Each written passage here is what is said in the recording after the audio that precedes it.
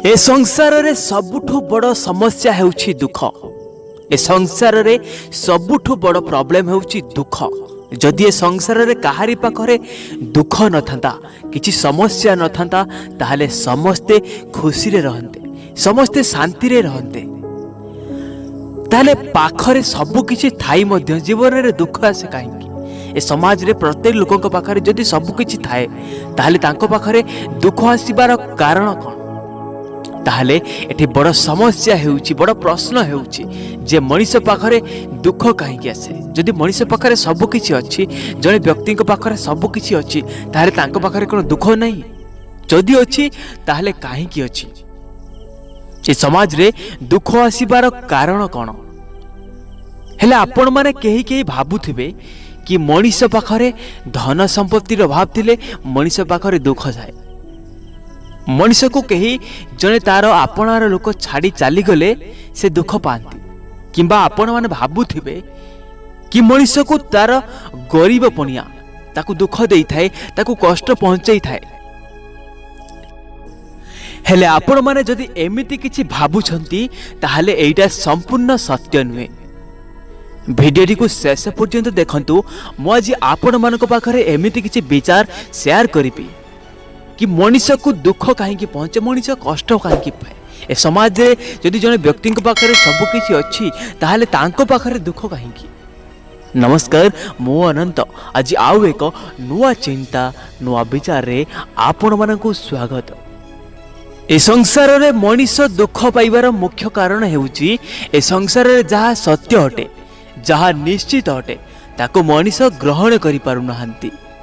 ए संसार रे जेउ व्यक्ति ए संसार रो जहा सत्य ताकू जदि ग्रहण करिवनी, जहा सत्य ताकू जदि मानिबनी एवं जहा सत्य ताकू जदि अस्वीकार करिवो, सत्य को विश्वास करिवो नाही, ताहले से दुख निश्चित पाइबो।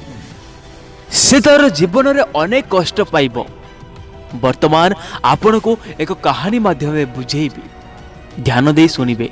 एक चमत्कार कहानी थी। गुडी ग्राम रे जणे धनीशाली व्यक्ति थिले एवं सेई धनीशाली व्यक्ति मृत्यु घटिला। तांको निकट रे अनेक धन संपत्ति थिला, तांको पाखरे कौनसी जिनिसर अभाव नथिला, तथापि तांकर मृत्यु घटिला। ताहले मृत्यु कोन खाली गरीबंकर ना धनींकर होई थाए ना?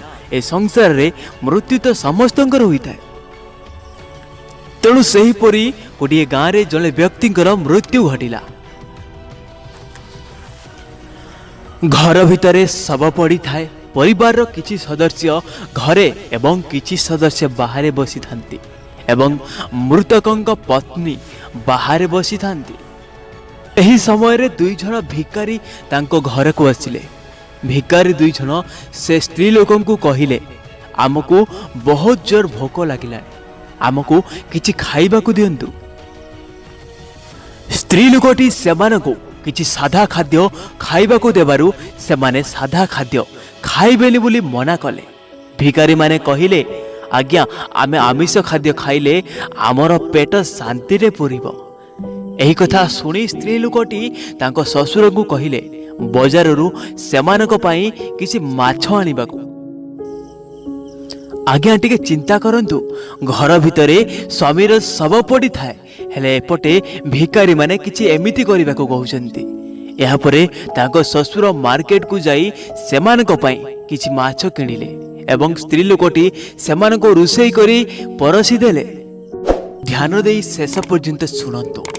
बड़ इंटरेस्टिंग कहानी, एक अमूल्य शिक्षा मिलिबो ए कहानी माध्यमरे। तापरे भिकारी माने कहिले कि आपण माने आम पई माछ किनी छंती, तेणु आपण माने न खाइले आमे खाइबुनी। आपण माने समस्त आसंतु आम सहित मिसी आपण मानकु खाइबा को हेबो। एहा परे भिकारी मानक कथा सुनी परिवार समस्त सदस्य भिकारी मानक सहित बसी खाइले। से भिकारी माने आगे साधारण मानव नथिले, से माने स्वयं भगवान थिले। से माने से स्त्री लोकटी को परीक्षा नेउथिले कि से ए दुनिया रे जहा प्रकृत सत्य को ग्रहण करुछंती कि नाही। प्रकृत कथा को से मानुछंती कि नहीं, जहाँ प्रकृत सत्य ताकू से अस्वीकार करुछंती ना स्वीकार करुछंती। So now moral of the story कि घरे तांको स्वामीर शव पड़ी थाए, एटा हेउचे प्रकृत सत्य अटे। एवं भिकारी माने खाइबा को चाहुछंती, एहा मध्य सत्य अटे। ए संसार रे जहा सत्य ताकू ग्रहण करिबा उचित। ए संसार रे जहार मृत्यु घटिला ताहा ए दुनिया पाई सत्य अटे। यदि आपण एहा को ग्रहण करि पारु नांती ताहले आपण दुख निश्चित भाव में पाइबे, आपण कष्ट पाइबे। यही कथा चिंता करी आपण विश्वास करू नांती कि काडे से मरी जाले पुणी बंची पारिबे कि आपण बंचई पारिबेनी। ताहले आपण तांको पई एते दुख करूचंती, एते कष्ट पाउचंती, तार परिणति कोन, तार प्रकृत रिजल्ट कोन? यदि आपण एते सब इमोशनली एते सब निजको टर्चर करूचंती, तार परिणति कोन मिलुची आपनको?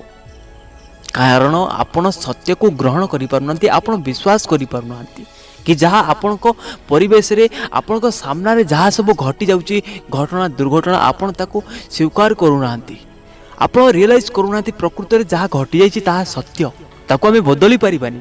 किंतु जहाँ घटिबो वर्तमान आम कंट्रोल रे जहाँ अछि, आमे ताको आमे कंट्रोल आम आयत्त रे जहाँ अछि, आमे ताको कैप्चर करि परिबा, आमे ताको कंट्रोल करि परिबा। आम हाथ रे जोटा वर्तमान आमर परिस्थिति को आमे नियंत्रण करि परिबा, आमे सेटा करिबा उचित। जोटा घटी सारी ताकू जदि आमे रिएक्शन नेबा, आमे मेंटालिटी हारेसमेंट हेबा, एटा प्रकृत सत्य अटे। तेणु आपण मानक जीवन रे जहाँ किछि घटुची ताकू ग्रहण करंतु। जी छाड़ी चली गला से आउ फेरिबनी, एटा सत्य निश्चित। आउ जहाँ किछि आम पाखरे अछि ताहा सत्य अटे, आउ जेते कि आम पाखरे अछि ताहा मध्य सत्य अटे। तेणु जी आम पाखक आउ केबे भी फेरिबनी एवं जहाकू आमे आउ केबे भी पाइबनी, ताकू जी मिछ भाबी बंचिब एवं पाइबा आशारे जीवन काटिब, ताहा ही हेउची आम जीवनर प्रकृत दुख, ताहा ही हेउची आम प्रकृत कष्ट। आमे अनुभव करि पारुचे जे आमे ताकू पाइबुनी, आमे से जिनिस हरई सारिचु, आम पाखरु से दूरे जाइछि, आमे ताकू केबे भी पाइबुनी। आउ जोटा आमे ताको केबे भी फेरी पाइबुनु, जोटा आम पाखु के फेरिबनी, आमे जदि तार विषय भावी बंचिबा, चिंता करिबा, सब बेले दुखरे रहिबा, सेटा हेउची हमर प्रकृत जीवनर दुख, प्रकृत कष्ट। आमे विश्वास करिबा उचित कि आमको केबे मिलिबनी जोटा आमे ताको ता पछरे न पड़ी, जोटा आम पाखरे अछि ताको नै सुखरे रहिबा उचित। जे पाखरे अछि ताको नै आमे जीवन रे सुख शांति रे बंचिबा उचित। जे जाइछि जीवा लोक को भाबी चिंता करी दुखरे रहिबा उचित नुहे। धन्यवाद। जदि प्रथम थर आम चैनल को देखुछंती ताहले लाइक शेयर सब्सक्राइब करने को भूलंतु नहीं। Thank you.